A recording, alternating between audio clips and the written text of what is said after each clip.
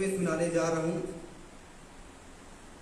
एक धार्मिक नियम के अनुसार ये वचन कहा गया और दूसरा ये परमेश्वर का डांट भी। जो वचन आज के संदेश में हम सुनेंगे, सीखेंगे, समझेंगे, ये धार्मिक नियम है लोगों के, और नियम इसलिए बनाया जाता है कि नियम का पालन होना चाहिए।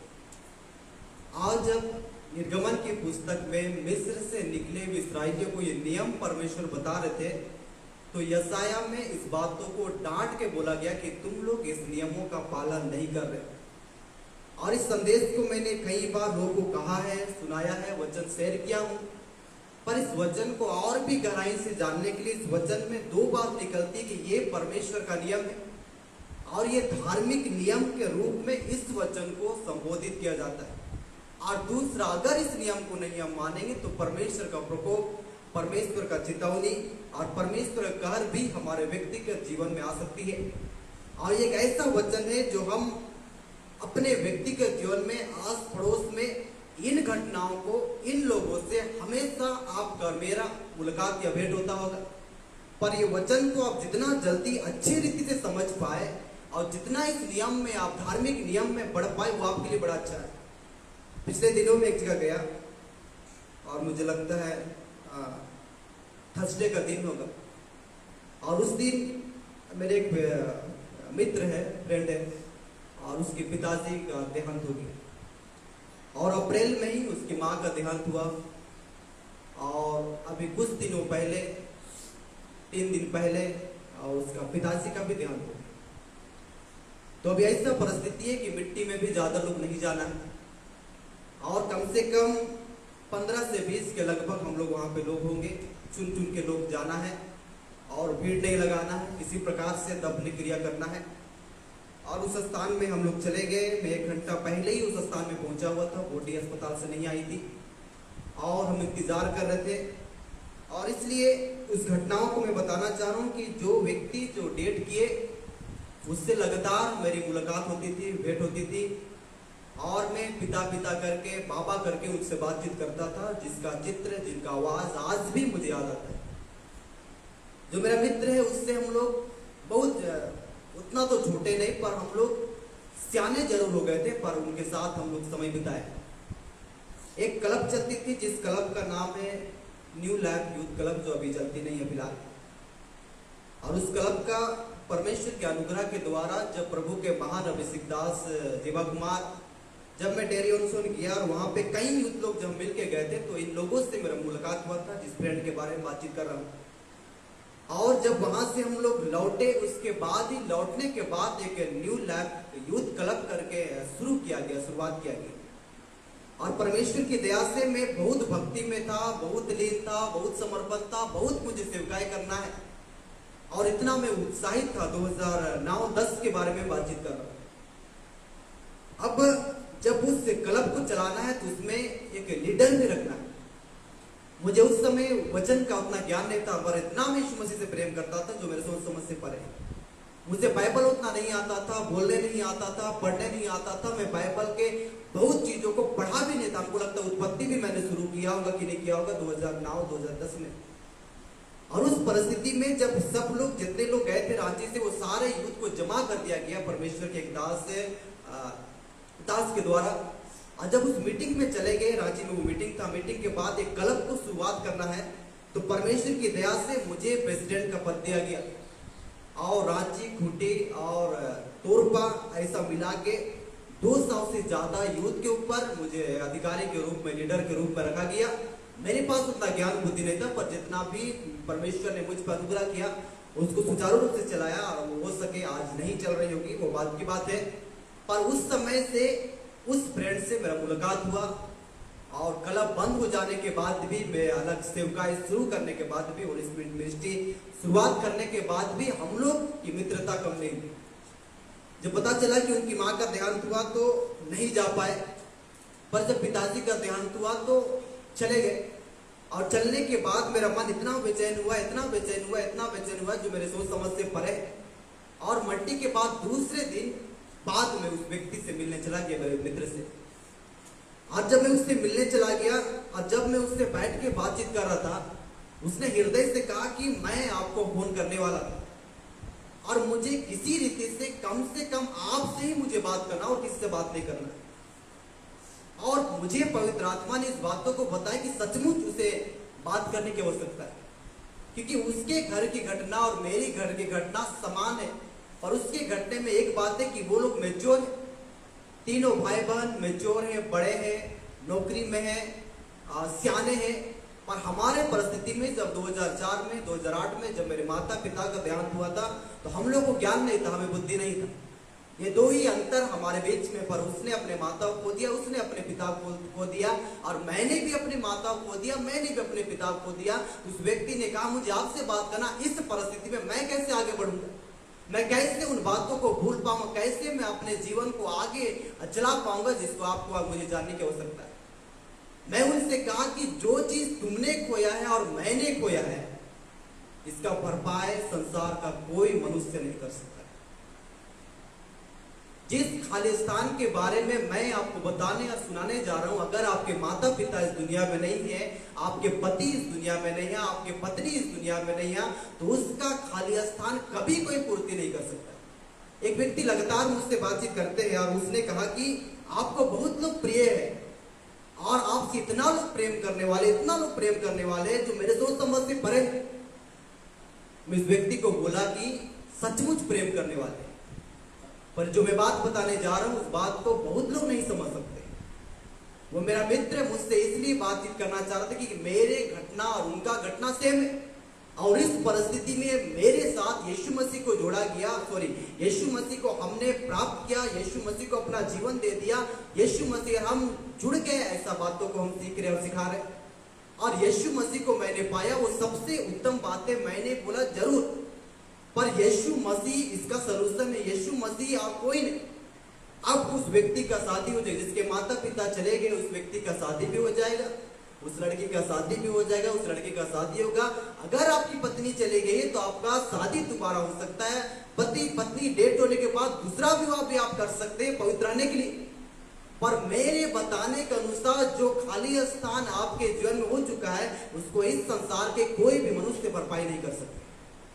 आपके बच्चे होने के बाद भी आपके माता पिता का स्थान कोई नहीं भर सकते। सास ससुर का बात दूर कर दीजिए, आपके प्रिय लोग का बात दूर कर दीजिए, आपके माता पिता का खाली स्थान, आपके निज पति का खाली स्थान, आपके निज पत्नी का खाली स्थान विवाह करने के बाद भी वो पूर्ति नहीं हो सकती है। मैंने उस व्यक्ति से कहा कि तुमने और मैंने जो खोया है ना, वो सबसे उत्तम चीज हमने खोया है।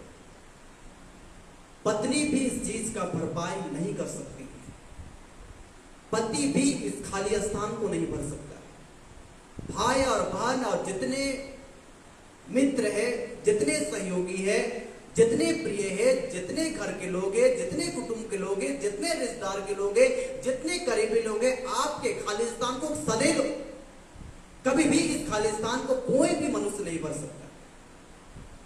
एक न एक समय विवाह करने के बाद भी इस कोने में तुम और हम उस बातों को याद करें कि हमने उस चीजों को खो दिया है, और उस चीज को खोने के द्वारा कोई भी इसका भरपाई नहीं कर सकता, कोई नहीं। इसलिए अनाथ और विधवाओं के बारे में परमेश्वर का वचन जब लिखा और बताया गया ना, तो बाइबल का अनाथ और विधवाओं का जिक्र बाइबल में धार्मिक नियम करके दिया गया। यशायाह की पुस्तक के अनुसार, पढ़ने के अनुसार, ये मेरा डांट है, अगर तुम इस धार्मिक नियमों का पालन नहीं करोगे तो ये मेरा फटकार है, ये मेरा डांट है, ऐसा लिखा गया। मैं सर्वशक्तिमान पिता परमेश्वर का धन्यवाद करता। मैंने बोला उनसे क्या है, मैंने बोला कुछ है। हम लोग कुछ क्षण के लिए, माता पिता बच्चे अलग हुए हैं, पति पत्नी अलग हुए हैं, भाई बहन अलग है, और जितने हमारे प्रिय चले गए, थिस्सलुनीकी की पुस्तक के अनुसार हम उससे बड़े नहीं। और थिस्सलुनीकी की पुस्तक के अनुसार जितने लोग मरे हैं, जितने लोग कब्र में, वो परमेश्वर की तुरही, आखिरी तुरही, प्रधान दूत का तुरही, वो सब तुरही या शब्दों को सुन करके वो पहले जिंदा होंगे। जितने लोग कब्र में, चाहे उसके हड्डी और मांस गल गए होंगे, पर उनको सबसे पहले परमेश्वर के सामने होना है। और वो धन्य लोग हैं जितने लोग कब्र में गाड़े गए, और हम जो बचे हुए बाद में यीशु मसीह से मिलेंगे। मेरे लिए और आपके लिए धन्य आशा है कि हम सब जितने अपने प्रियजनों को छोड़ दिए नहीं है, उससे आज न कल हम उस लोक में, उस स्वर्ग लोक में हमारा जरूर मिलेंगे। उससे मैं बातचीत कर रहा था कुछ वर्षों के लिए कल मैं परमेश्वर के महान अभिषेक दास बिली ग्राम के बारे में जो इस दुनिया में नहीं है, उसको पूरे विश्व के लिए शांति का राजकुमार घोषित कर दिया गया। उसके सुख संतोषों को सुनिएगा बिली ग्राम के बारे में, तो पूरा दुनिया शांति का राजकुमार उससे घोषित किए थे। और दुनिया में शांति का राजकुमार यीशु मसीह को हम जानते हैं, पर उसे ये टाइटल, ये नाम उसे दे दिया गया था कि सचमुच यीशु मसीह इस महान दास के साथ चलते और फिरते।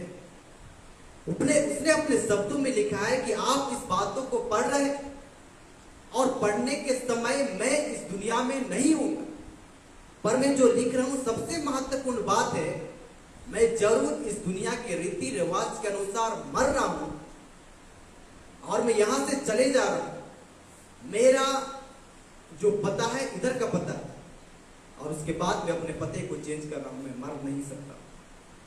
दुनिया में जितने परमेश्वर के लोग वो मर ही नहीं सकते। अगर वो मर गए, मैं पिछले दिनों बताया कि हम मरते नहीं, हम सो जाते हैं। और आज न कल अपने प्रियजनों से हम परमेश्वर के राज्य में इसलिए मिलेंगे क्योंकि सचमुच मरते के वक्त उस सारे लोग अपने आप उस पापों से पश्चाताप कर चुके हो के मरते हुए, और मरने के बाद प्रभु यीशु मसीह ने उसे अपने राज्य में, अगर सबको नरक जाना होता तो यीशु मसीह मरने के बाद इफिसी की पुस्तक के अनुसार वो बंदी आत्माओं को अधोलोक में जाके नहीं छुड़ाते। यीशु मसीह के आने से पहले, दुनिया में आने से पहले कई लोग जो मर गए थे, बाइबल कहता है उस बंदी आत्माओं को प्रभु यीशु मसीह ने छुड़ाया। यीशु मसीह मारे गए, गाड़े गए, अधोलोक में उतरा, तीसरे दिन बाद मृतकों में से जिंदा हो गए। वो जितने बंदी आत्मा थे वो सारे बंदी आत्माओं को छुड़ाए। मरने से पहले एक व्यक्ति पश्चाताप कर लेते हैं, मरने से पहले वो व्यक्ति अपना जीवन प्रभु यीशु मसीह को दे देते। उसके लिए बपतिस्मा महत्वपूर्ण है, उसके लिए पवित्र आत्मा का अभिषेक करानी ये बात तो जरूरी नहीं है। उनके लिए अपने मन की शुद्धता, मन की मन की पवित्रता ये सबसे ज्यादा महत्वपूर्ण है। और यीशु मसीह का लहू उस बेड में उसे सुंदर पवित्र कर दे और किसी प्रकार हम परमेश्वर के राज्य में प्रवेश करें। मैंने कहा कि वो धन्य है उसके आवाज को सुन के सबसे पहले खड़े हो। हम जो बचे हुए बादलों में यीशु मसीह से मिलेंगे, हवा में यीशु मसीह से मिलेगा, सदा यीशु मसीह के साथ रहेंगे, ऐसे थिस्सलुनीकि की मंडली को बताया और समझाएंगे। मैंने बोला भाई, इस समय इस परिस्थिति में वही व्यक्ति तुम्हारे दर्द को समझ सकते हैं जिसने अपने प्रिय को खोया है, और उसके बाद इस संसार में कोई भी तुम्हारे दुख और दर्द को नहीं समझ सकता। समझना करिए, उसके बाद ये जो जग में ये जो घाव है जो तूने अपने माता पिता को, अपने प्रिय पत्नी को, अपने प्रिय पति को तुमने जो खो दिया, इसका भरपाई संसार का कोई मनुष्य नहीं कर सकते। उस खाली स्थान को कोई नहीं भर सकते।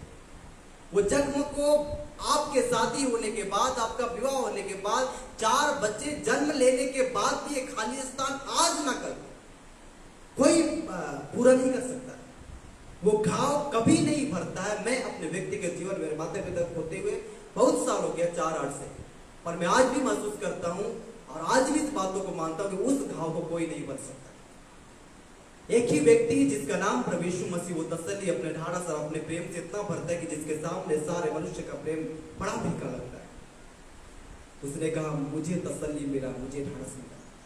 उस व्यक्ति से मैंने बातचीत किया, हंसते हंसते हमने बातचीत किया, और मुझे सचमुच में बोला कि याद करो जब हम लोग उस घर में रहते थे।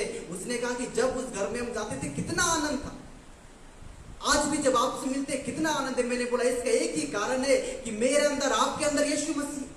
हमारे प्रिय जनों को खोने के बाद भी अगर हम हर्षित हो सकते, अपने जीवन में मुस्कुरा सकते, आनंद से रह सकते, इसका एक ही कारण है कि यीशु मसीह मेरे और आपके साथ। उसका आनंद हमारे व्यक्तिगत जीवन से कोई नहीं चुरा सकता है। इसलिए जितने लोग अपने माता पिता को खो दिए, जितने लोग अपनी पत्नी को खो दिए, जितने लोग अपने पति खो दिए, उस स्थान को कोई नहीं भर सकता। मगर यीशु मसीह का आनंद मेरे और आपके अंदर से शैतान दुष्ट चोरी नहीं कर सकता। उस आनंद से अपने जीवन को आप हर्षित कर सकते हैं। उस आनंद से अपने जीवन में बड़ा शांति महसूस कर सकते हैं।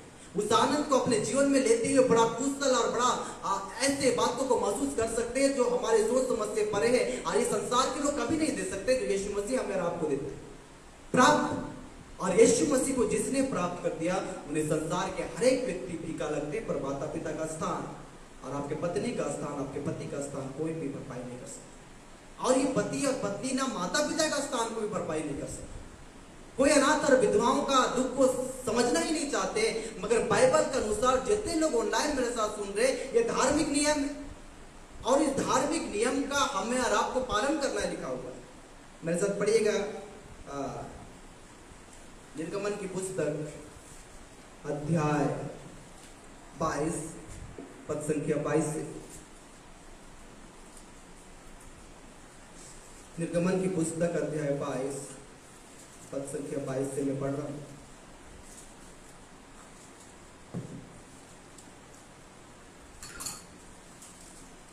किसी विधवा या अनाथ बालक को दुख न देना।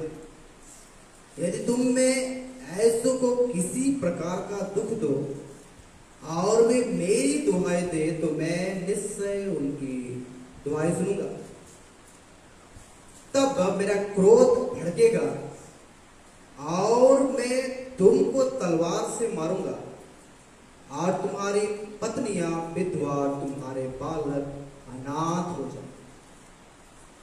ये प्रैक्टिकल है मेरे भाई मेरे बहन। निर्गमन की पुस्तक में जब मूसा मिस्र से निकाल के इस्राएलियों को लेके जा रहे थे, तो उन लोगों को एक धार्मिक नियम दिया गया था और इस धार्मिक नियम में समझाया गया था कि ये परमेश्वर का कानून है, ये परमेश्वर का लव है, ये परमेश्वर का धार्मिक नियम है।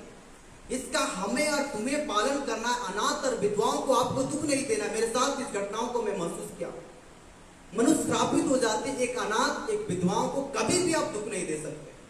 मेरी टीम से पूछिएगा, जिसके घर में कोई नहीं रहते हैं, अकेले रहते हैं, चाहे उनका पति नहीं है, चाहे उनके बच्चे नहीं है, वो बूढ़ी माँ है, वो बुजुर्ग है। मैं कई बार बोलता हूं कि सबसे पहले अगर सेवा देना है तो विधवा अनाथ को सेवा देना है। नए नियम की कलीसिया इसको और भी अच्छी रीति से आपको और हमको समझाइए, जिसको मैं पढ़ूंगा या आपकी पुस्तक बाद में। पर यहाँ पे साफ साफ लिखा, आप इसे दुख देने से आपके साथ ये घटनाएं होगी।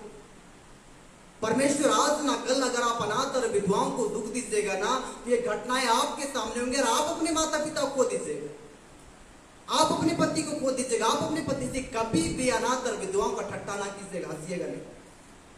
जब किसी का माता पिता मर जाते हैं, मैंने बोला मेरा घाव है, ये मेरा घाव, और इस घाव को हम बैठ के एक दूसरे से शेयर करेंगे, बात करेंगे, क्या वो दिन था। मैंने बोला साफ साफ भाई, मैं आपको धोखे में नहीं रह सकता हूं। इस घाव को आपके जीते जी कोई नहीं भर सकता है, ना पत्नी, ना पति, ना बच्चे, ना प्रियजन, ना कोई। इस घाव को तुम्हारा कोई नहीं भर सकता है, पर भरने वाला एक है जिसका नाम है प्रभु यीशु। ये धार्मिक नियमों का पहला नियम, पहला भाग तुम्हें बताया जा रहा है कि कभी भी अनाथ और विधवाओं को दुख ना देना। अगर वो दुहाई दे, वो अनाथ और विधवा बड़ा पवित्र रहने की आवश्यकता नहीं है। वो तो पवित्र नहीं है, वो निष्कलंक नहीं है, हो सके वो प्रभु को नहीं जानते। मतलब बाइबल कहता है खाली दुहाई के बारे में वो पवित्र रहेंगे, ऐसा बारे नहीं लिखा हुआ। वो खाली दुहाई का मतलब होता है खाली रो देना, उस जख्म के लिए रो देना जो जख्म मनुष्य अनाथ और विधवाओं को देते हैं। उस जख्म जब मिल जाता है, जब वो दुहाई देते हैं, बाइबल को होता है रिटर्न तुम्हें मिलेगा। मैं तलवार से तुम्हें मारूंगा, तुम्हारी पत्नियां भी विधवा हो जाएंगे और तुम्हारे विधवा हो जाएंगे और तुम्हारे बच्चे अनाथ हो जाएंगे, ऐसा लिखा हुआ है।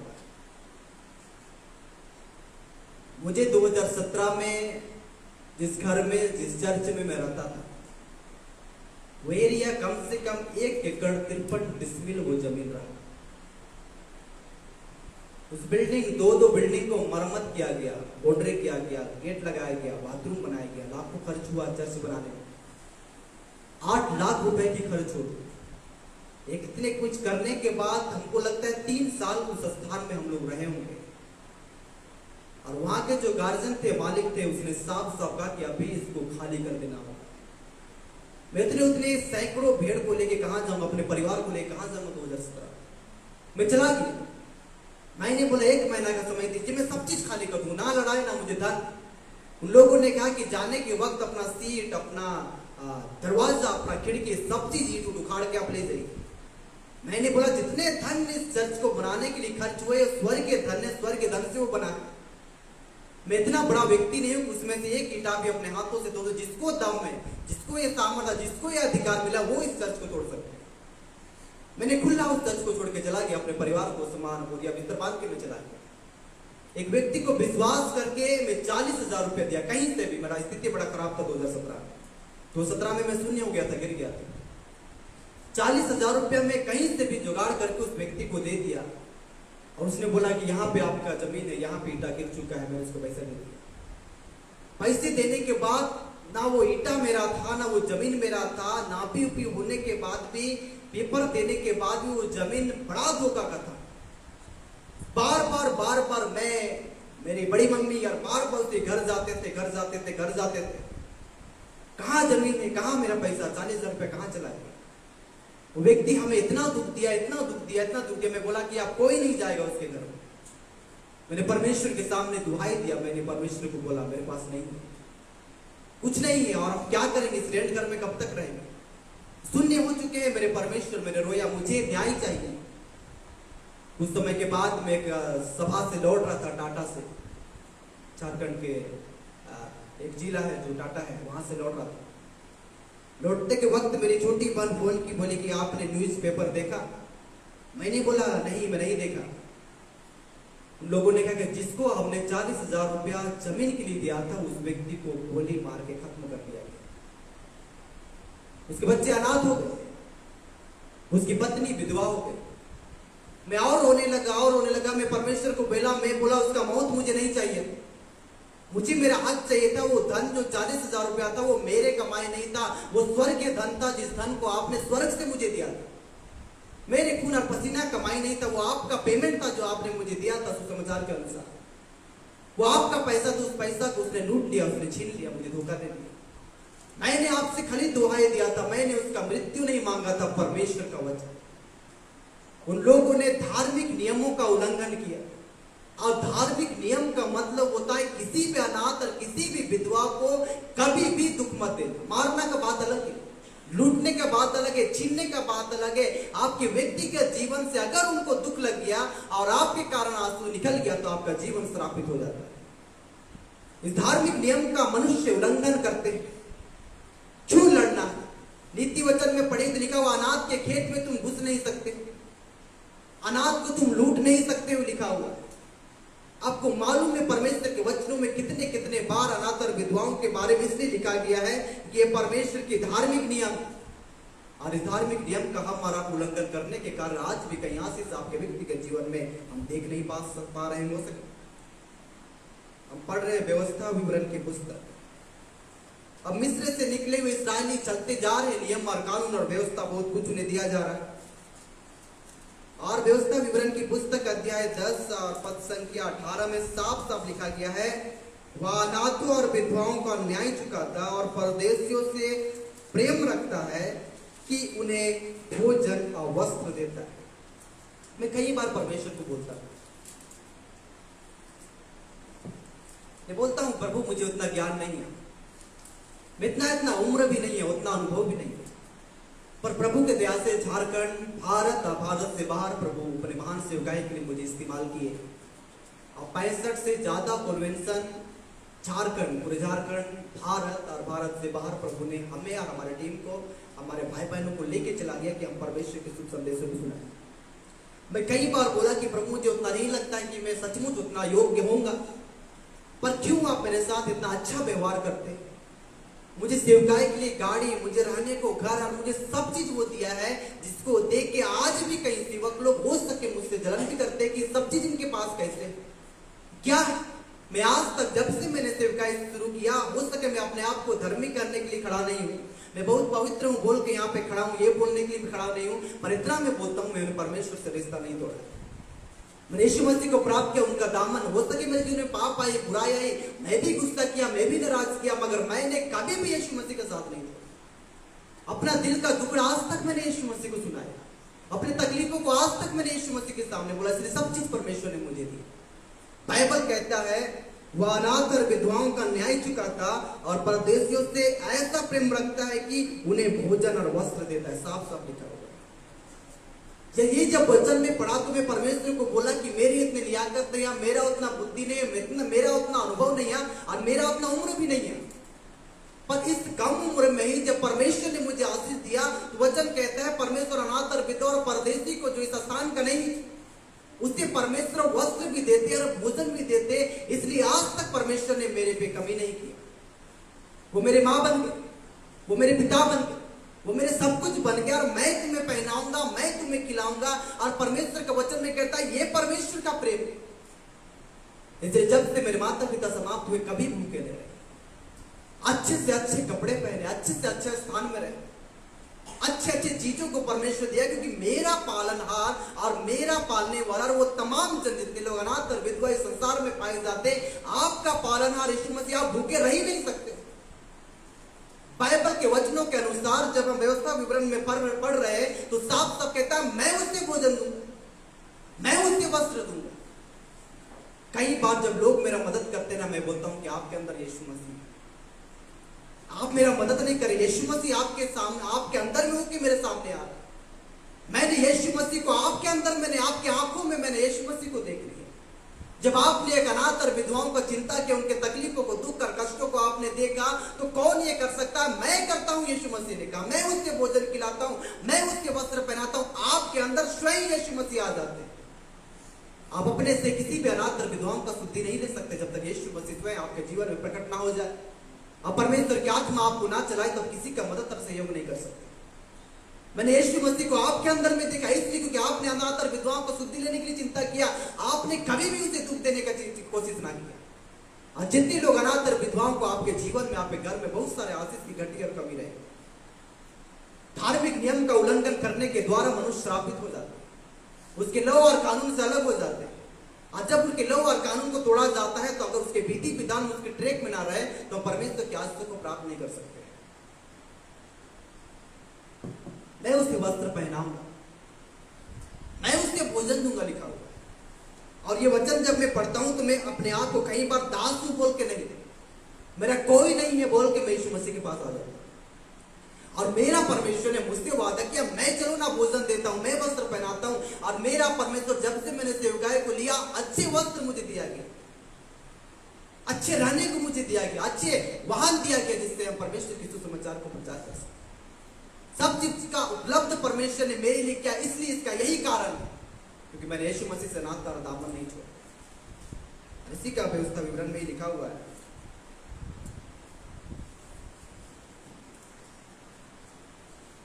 ये बहुत इंपॉर्टेंट बात है।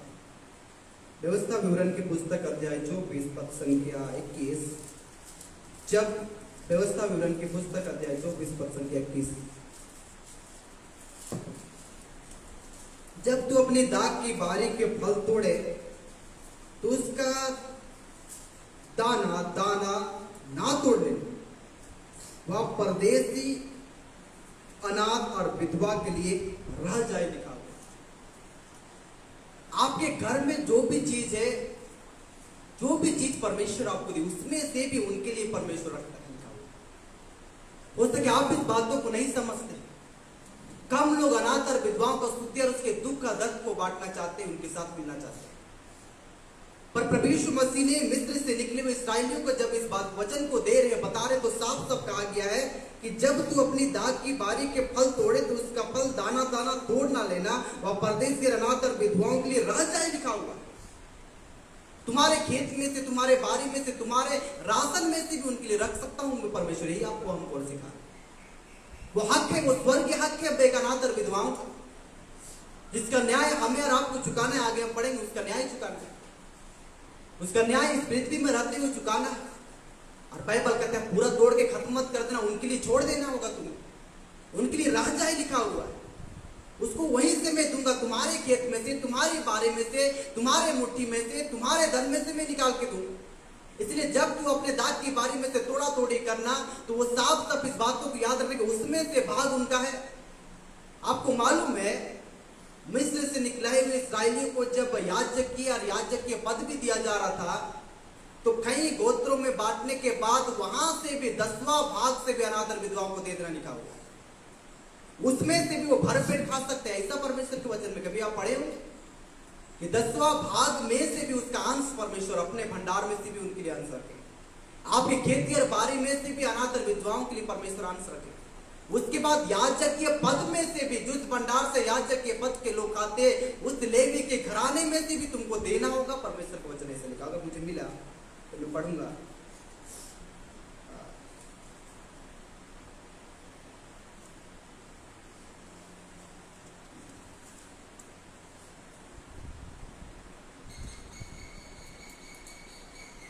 मिल गया। व्यवस्था विवरण की पुस्तक अध्याय 14 पद संख्या 28। व्यवस्था विवरण की पुस्तक अध्याय 14 पद संख्या 28। 3 वर्ष के बीतने पर तीसरे वर्ष की उपज का सारा दशमांश निकालकर अपने भाड़ों के भीतर इकट्ठा कर रखना। तब लेवी जिसका तेरे संग कोई निज भाग या अंश न होगा, वह और जो परदेसी और अनाथ और विधवाएं जो तेरे फाटक के भीतर हो, वे भी खाकर पेट भर पाए, जिससे तेरा परमेश्वर यहोवा तेरे सब कामों में तुझे आशीष दे। साफ सब देखा। उस दशवांश से अगर लेवियों को नहीं देना है तो भाग अनाथ और विधवा परदेशियों को दिया जाए, भरपेट खाने को दिया जाएगा। और ऐसे कलीसिया के दशवांशों से देने के बाद भी लिखा हो तुम्हारे सब काम में आशीष हो। इसलिए कई बार मेरा हृदय में कहीं झूठ बोलने के लिए इस स्थान पे खड़ा नहीं, पर आज तक मैं अनाथ और विधवाओं के लिए आज भी खड़ा हूं। तो कभी भी उन्हें मदद पड़ जाए, कभी भी मेरी आवश्यकता पड़ जाए, कभी भी मीटिंग के लिए लोग बुलाए तो मैं कई मीटिंग को छोड़ के उस विधवा के घर चला जाऊंगा, उस अनाथ के घर में चला जाऊंगा जिसके घाव को, उस जख्म को कोई नहीं भर सकता। पर मेरे शांतिदायक वचन जो परमेश्वर के अनुग्रह से मेरे और आपके अंदर में डाला गया है, उन्हीं शब्दों से थोड़े से उनके घाव को हम हल्का कर सकते हैं, उनके दुख में हम सहभागी हो सकते हैं। जब दशवांश का भाग से भी वो खा सकते हैं, पेट भर के खा सकते हैं, जी सकते हैं, तो आपको जानना चाहिए कि आपके खेती और बारी में कितना अंश परमेश्वर उनके लिए रख छोड़े। इस अनाथ और विधवाओं को देने और उनका शुद्धि लेने का लिखा हो तुम्हारे सब काम में आशीष होंगे। क्यों सब काम में आशीष नहीं होगा? क्यों उस चीज में हाथ धरते तो पूरा नहीं होता? इसका एक ही कारण है कि हम तो उस नियम के खिलाफ चल रहे आज तक। धार्मिक नियम जो अनाथ और विधवाओं का, परदेशियों का शुद्धि लेना है, उसके बारे में हम चिंता नहीं करते। सोचते दान देने से हो जाएगा, दशवांश देने से हो जाएगा। मतलब अनाथ और विधवा तुम्हारे खत्ते में से कहां चले गए? तुम्हारे भीतर वो लिखा हुआ है कि तुम्हारे आंगनों में वो रहते, तुम्हारे जहन में रहते, तुम्हारे नजदीक वो रहते, अपने कलीसिया में। उस अनाथ और विधवाओं को देखिए, मैं अपने कलीसिया के विधवाओं और अनाथों को देखता हूं और विधवाओं से इतना प्रेम करता हूं, इतना प्रेम करता हूं कि सोच समझ से परे मैं उनको बहुत प्रेम से बात करता हूं। उसे दुख देना कभी नहीं चाहता हूं अनाथ और विधवाओं को। इसका एक ही कारण है कि उसके दुख को तो मैं कभी नहीं भर सकता हूं परमेश्वर का दास होने के नाते, और उनके जख्म को, थोड़ा सा जख्म को अपना जख्म समझ के थोड़ा सा हम बांट सकते हैं उस दुख का दर्द, उस कष्ट। याजकों को भी ऐसा बोला गया, अनाथ और विधवाओं के बारे में याजक को भी परमेश्वर ने चेतावनी दिया, उन्हें डांटा है, फटकारा। श्रापित लिखा हुआ व्यवस्था विवरण अध्याय 27 पद संख्या 19 में लिखा हुआ है। व्यवस्था विवरण की पुस्तक अध्याय 27 पद संख्या 19। श्रापित हुआ जो परदेसी, अनाथ या विधवाओं का न्याय बिगाड़े। तब सब लोग कहें आमीन। श्रापित लिखा गया, उसका न्याय नहीं चुकाइएगा, उनको दुख दीजिएगा, उनको कष्ट दीजिएगा, तो बाइबल कहता है तुम्हारा जीवन श्रापित हो जाए।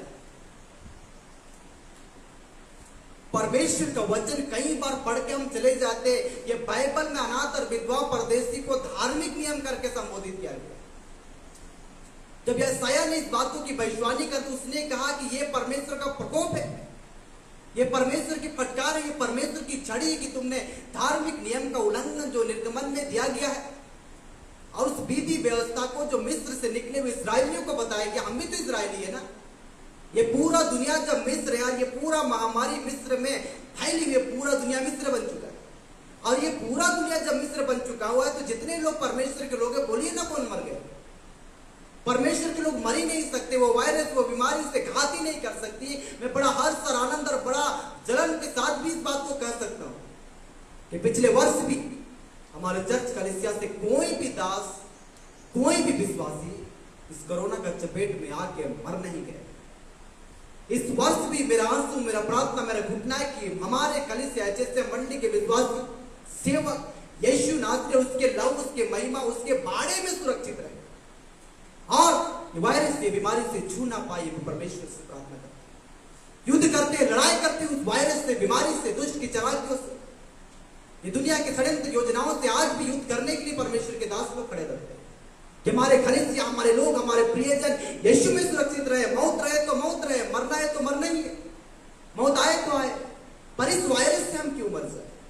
इस छोटे से वायरस, इस छोटे से कीड़े से क्यों लाया जाए? तो षड्यंत्र के तहत इस स्थान पे लाया गया, जो दुष्ट की चालाकी के अनुसार तुम्हारे मनुष्य तुम्हारे फेफड़ों में चला जाए। इस वायरस से हमें आपको क्यों मरना? अगर ये पूरा दुनिया मिस्र है, हम इजरायली है इस दुनिया के, और मिस्र में विपत्ति आने के बाद इजरायलियों को कुछ हानि नहीं हुआ था। उसका एक ही कारण था कि तुम अपने चौखट पे, अपने दीवार पे लहू लगा देना, और वो लहू प्रभु यीशु मसीह का, वो रक्त यीशु मसीह का, वो रक्त से हम डूबे हैं, उस रक्त से हम भीग चुके हैं, जिसके द्वारा कोई भी बीमारी आपके शरीर को छू नहीं सकती, कोई भी दर्द कष्ट आपके जीवन में आएगा बीमारी, तो मरना तो नहीं है ना आपको। क्यों? क्योंकि यीशु का लहू आपके चौखट में, यीशु मसीह का लहू आपके अंदर में, यीशु मसीह का लहू सर से लेकर पांव तक आपको कवच देता है, आपको उसे कवच में छिपा कर रखता है परमेश्वर मसीह। श्रापित हुआ जो परदेसी अनाथ विधवाओं का न्याय बिगाड़े, तब सब लोग कहे आमीन। श्रापित कहा गया, क्यों आपको दुख देना है?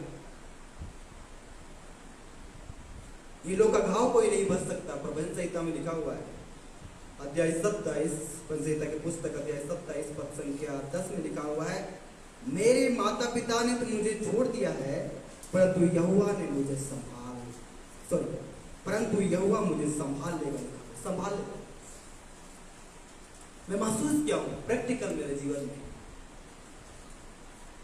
यीशु मसीह ने, परमेश्वर ने, यहोवा ने किस रीति से मुझे संभाला, किस रीति से वो मेरे आगे आगे चले, जैसे मूसे के साथ यीशु मसीह चल रहे। उस प्रकार की चीजों को आज भी महसूस करता हूं। उसका अग्नि, उसका आग का खंबा, उसका बादल खंबा आज भी परमेश्वर के लोग के साथ बना रहता है। मेरे माता पिता ने तो मुझे छोड़ दिया, पर यहोवा मुझे संभालने का लिखा हुआ है। और हाँ है, अनाथ और विधवाओं जो विश्व और दुनिया में पाए जाते, वो संभालने के लिए आज भी उनका हाथ तुम्हारे लिए बढ़ा है। ये अनाथ और विधवाओं तुम्हारे पाप और गुनाहों को, तुम्हारी चीजों को वो नहीं देखता। इसका एक ही कारण है कि परमेश्वर ने कहा कि मैं भोजन दूंगा, मैं वस्त्र पहनाऊंगा, मैं उसका पालन हारूंगा, मैं उनके दुख और दर्द के कष्टों को मैं सहूंगा, और उस चीजों को मैं चिंता करके तुम्हारे साथ वो सारे भरपूरी को दूंगा। जो आशीष, जो सुख और जो प्रेम तुम्हारे जीवन से चला गया है, वो सारी चीज का भरपाई यीशु मसीह करने के लिए अपने आप को खड़े कर। यहोवा तुझे संभालने का लिखा हुआ है।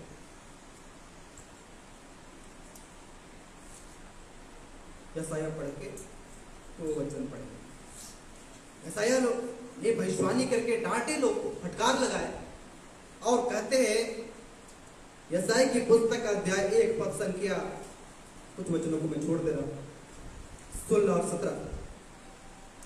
यशायाह की पुस्तक अध्याय 1 पद संख्या 16-17, अपने को धोकर पवित्र करो, मेरे आंखों के सामने से अपने बुरे काम को दूर करो, भविष्य में बुराई करना छोड़ दो, भलाई करना सीखो, यत्न से न्याय करो, उपद्रव को सुधारो, अनाथों का न्याय चुकाओ, और विधवा का मुकदमा। बार बार अनाथों का सुधि लो, उनका न्याय चुकाओ, क्यों बाइबल में लिखा? उसका न्याय आप क्या दीजिए? क्या आपने उसकी जमीन को चोरी किया है? क्या उसके धन को चोरी किया? आपने क्या कर दिया जो अनाथों का न्याय चुकाओ लिखा? न्याय चुकाने का मतलब जो प्रेम उनके जीवन से चोरी हो चुका है, उस प्रेम का भरपाई का मतलब होता है न्याय चुकाना। उनके साथ अगर प्रेम नहीं बांट सकते हो तो उसको दुख भी देने की आवश्यकता नहीं। एक अनाथ और विधवाओं का जख्म के बारे मेरा बुद्धि, मेरा सोच और मेरा अनुभव इस बातों को बताता है, क्योंकि घाव को कोई नहीं बच सकता, न पति, न पत्नी, न बच्चे, ना और भी कोई प्रियजन, ना और भी कोई करीबी, ना कोई धन, ना कोई घर, ना कोई गाड़ी, ना कोई सुंदर भोजन, उस दिखाओ को इस संसार के कोई भी मनुष्य बन नहीं सकता। न्याय चुकाओ लिखा हुआ है। न्याय का मतलब जो प्रेम उनके जीवन में नहीं है, जो कोई नहीं भर सकता, उस प्रेम को बांटने की कोशिश कर। मैं जब अपने मित्र के पास चला गया, उनके चेहरों पे मैं परमेश्वर का अद्भुत अनुग्रह को देखा। उस व्यक्ति से जब हम दोनों बैठ के बात कर रहे थे, कोई नहीं था उस रूम में। परमेश्वर की शांति है कि मैं हर्ष से बोला कि चिंता नहीं करना, वो चले गए हैं, पर आज ना कल उनसे हम वहां जाके मिलेंगे। उन लोगों ने अपना एड्रेस, अपना पता चेंज कर दिया, कहीं और वो रह रहे, मगर वो मर नहीं गए, वो तो सो गए हैं परमेश्वर। एड्रेस चेंज हो गया, पता चेंज हो गया, कल यहाँ रहते थे आज वहां रह रहे। कल यहाँ रहते थे जहाँ पे धूप लगती थी, गर्मी लगती थी, चिंताएं थी, तकलीफें थी, बारिश से भी, ठंड के मौसम में ठंड, गर्म के मौसम में गर्मी, कोई भी ऋतु इस मनुष्य का शरीर को सह नहीं सकता है। खाने को बड़ा मन करता है, ज्यादा खाने से भी परेशानी हो जाती है। वो सारे चिंताओं से मुक्त होकर ऐसे स्थानों में रह रहे जिसको बोलते स्वर्ग के घर। मैंने यीशु मसीह ने कहा मेरे पिता के पास रहने को बहुत सारा स्थान नहीं होना चाहिए, नहीं होता तो मैं तुझसे कह देता, मैं तुम्हारे लिए जगह तैयार कर लिया हूं और मैं आऊंगा तो लेके चलूंगा। बहुतों को पहले लेके चल गए, एड्रेस चेंज हो गया, कौन मरे, सो गए। वो शब्द का इंतजार करेंगे, वो आखिरी तुरी परमेश्वर की तुरी, परमेश्वर का शब्द है, प्रधान दूत का शब्द, तुरी के बारे में बाइबल कहता है। और वो जिंदा हो जाएंगे, वो खड़े हो जाएंगे परमेश्वर के न्याय के सिंहासन के सामने। वो रहेगा, हम उससे कभी भी पहले नहीं हो सकते लिखा हुआ। वो धन्य है हमारे से जो मर चुके, सो गए यीशु मसीह, संसार की रीति से मरे, आत्मिक रीति से सो गए और एक दिन उन्हें खड़ा होना पड़े। धन्य आशा मेरे और आपके लिए जो अन्य जातियों के लिए रही। यूहन्ना ने इस बात को कितना अच्छा लिखा है हमारे। याकूब में अगर याकूब की पुस्तकों को समझ गए ना तो जितना मैं बोला उसका निचोड़ है याकूब की पुस्तक, अनाथर विधवाओं के बारे में। यूहन्ना की पुस्तक अध्याय 14 पद संख्या 18, मैं तुम्हें अनाथ नहीं छोड़ूंगा, मैं तुम्हारे पास आता साफ साफ। कई बार ऐसा लगता है कि हमारा कोई नहीं, पर यीशु मसीह को जब दृष्टि देखते हैं ना, उसने साफ साफ कहा संसार के अंत तक सदैव मैं तुम्हारे साथ रहूंगा, मृत्यु तक मैं तुम्हारी अगुवाई करूंगा, मैं तुम्हें अनाथ नहीं छोड़ूंगा, मैं तुम्हारे पास आता हूं ना। आजकल कल परसों में तुझसे मुलाकात करने तो आ रहा हूं पूरा रेडी, और लेके चले जाएंगे। जितने प्रियजनों को तुम खो दियो सबसे मिलेंगे, हर्षित होगा। वहां पे कोई स्त्री है, कोई पुरुष नहीं है, सब सरदूतों के समान है, कोई माता पिता, कोई बच्चे, कोई पति पत्नी स्वर्ग मिलेंगे। सब हम स्वदूतों के समान, एक समान हम वहां पर रहने वाले। कोई बूढ़ा नहीं है, कोई लंगड़ा नहीं, कोई टूटा नहीं, कोई अंधा नहीं, कोई गूंगा, कोई बहरा नहीं, सब एक समान हम परमेश्वर मसीह के साथ। यहाँ पे लोग लंगड़े हैं, यहाँ पे लोग टूटे हैं, यहाँ पे अंधे, यहाँ पे वो बोल नहीं सकते, यहाँ पे सुन नहीं सकते, यहाँ पे 34 तरह की बीमारी ही शरीर है, पर वहां पे कुछ नहीं है। बाइबल इस बात की घोषणा ऐलान कर, मैं तुम्हें अनाथ नहीं छोड़ूंगा, मैं तुम्हारे पास आता हूं। यीशु मसीह ने साफ साफ कह दिया। यूहन्ना के बाद तो कोई थोड़ा सा आगे लिखा है, 14 में जो लिखा हुआ है ना, यीशु मसीह जगह पे आगे उसी के बाद लिखा मैं आता हूं थोड़ी देर के, एकदम आता हूं। आने के बाद वहां रहेंगे, सदैव रहेंगे, पिता के दाहिनी ओर रहेंगे लिखा हुआ। याकूब की पुस्तक में साफ साफ एकदम अच्छी रीति से जितना में वचन सुना है उसका निचोड़ क्या है, क्यों अनाथ और विधवाओं को इतना तसल्ली और ढाढ़स देना है, क्यों उनका मदद और सहयोग, उनके आंसू को हमें क्यों पहुंचना है, अपने भंडारों में से भी क्यों उन्हें दे देना है। इसका निचोड़ याकूब की पुस्तक में लिखा हुआ है। ये साफ साफ लिखा हुआ। अगर आप इस चीज को समझ गए तो आप सबसे बुद्धिमान व्यक्ति है, और नहीं समझे तो आज भी हमारा जीवन श्रापित कमी और घटियों में है कि हम सब चीज एक कमर खाने के समय भोजन उठाने के में चिंता करना है कि अनाथ। इसीलिए हमारे प्रार्थना में जोड़ा जाता है कि अनाथ और विधवाओं को जरूर दे दीजिएगा। उसके बाद इस रोटी में से, इस दाल में से, इस कटोरे में से, इस थाल में से मैं खाऊं कि मेरा परमेश्वर अनाथ और विधवाओं को शुद्धि ले चुके हैं, उन्हें पहुंचा चुके हैं भोजन, तब उस भोजन में से मैं ग्रहण कर सकता हूं। ये प्रार्थना मेरा और आपका। याकूब की पुस्तक अध्याय 1 पद संख्या 27 को पढ़ के मैं समाप्त करूंगा। याकूब की पुस्तक अध्याय 1 पद संख्या 27, बहुत ध्यान सुनिए।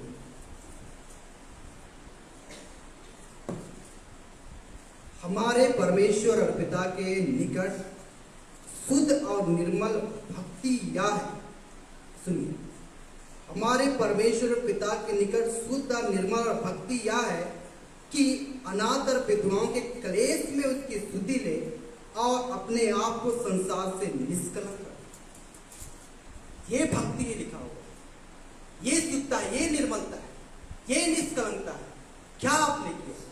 अनाथ और विधवाओं को हमने शुद्धि लिया लिखा हुआ। फिर से हमारे परमेश्वर और पिता के निकट शुद्ध और निर्मल भक्ति यह है कि अनाथ और विधवाओं के क्लेश में उसकी शुद्धि ले और अपने आप को संसार में निष्कलंक रखे।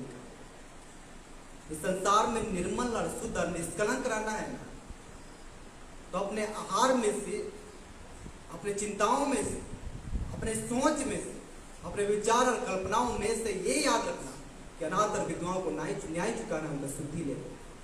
ये धारणा अगर मनुष्य का हो गया तो हम निष्कलंक के संसार में रह सकते हैं। ये बात नए नियम की कलीसिया को सिखाया जाए। पुराने नियम में बोला गया कि अपने खेत में से भी दे दो, पुराने नियम बोला गया अपने कलीसिया में से भी अनाथ और विधवा को दे दो। नए नियम में बोला, अगर तुम्हें इस संसार में निष्कलंक रखना है, पवित्र रहना है, शुद्ध रहना है, निर्मल रहना है, एक भक्ति का जीवन जीना है, तो हमारी भक्ति यह है कि हमने अनाथ विधवाओं के बारे में चिंता किया, शुद्धि लिया, उसका लेखा लिया, उसका न्याय चुका। यही तुम्हारी भक्ति, यही तुम्हारी निष्कलंकता, यही तुम्हारी निर्दोषता। अगर तुमने उनके जीवन में खुशी लाने का कोशिश की, अगर ये नहीं किया तो आप खुशी नहीं दे सकते, तो दुख ना दे सकते। उनका दुख, उनका कष्ट, जब तक वो जीवित है इस संसार में अनाथ विधवा, सिखाओ को कोई नहीं भर सकता। विवाह कर लीजिए, तुम्हारा पति नहीं भर सकता। विवाह कर लीजिए, तुम्हारी पत्नी नहीं भर सकती। पत्नी मरने के बाद दूसरी शादी कर लो, उस स्थान में तुम्हारी पत्नी का स्थान वो नहीं ले सकता। मरने के बाद दूसरा शादी कर लो, वो तुम्हारा पति जो अभी है वो पहले पति का स्थान नहीं ले सकता। वो प्रेम कोई नहीं दे सकता जो एक माता पिता दे सकते, क्योंकि आप उनके शरीर से निकले हुए, उसके रक्त रक्त में से, उसके हड्डियों में से, उनके मांस में से, उनके हृदय से हृदय जुड़े हुए, वो जो खाती थी वो तुम्हारे अंदर चला गया। इसलिए उस डीएनए से, उस प्रेम से जो एक माता पिता पति पत्नी एक दूसरे को दे सकते, उसमें तीसरा व्यक्ति कतई भी नहीं दे सकता। कहने और सुनाने संदेशों को सुनाने का मतलब कि अगर आप उसे सुख नहीं दे सकते हैं, प्रेम नहीं कर सकते, तो उसके आंसू कारण ना बनो, जिनके कारण तुम्हारे जीवन में तुम्हारा जीवन श्रापित हो जाए। तुम्हारे सारे काम में परमेश्वर आशीष देना चाहता है। जब से मैं वचन जानता हूं, जब से पढ़ता हूं, एक ऐसा हथियार प्रभु यीशु मसीह ने मुझे दे दिया, जिस हथियार को आज भी मैं दुष्ट के सामने इस्तेमाल करता हूं, और मैं उसके सामने खड़े होकर बोल सकता कि मुझे वस्त्र और भोजन उधर से मिले।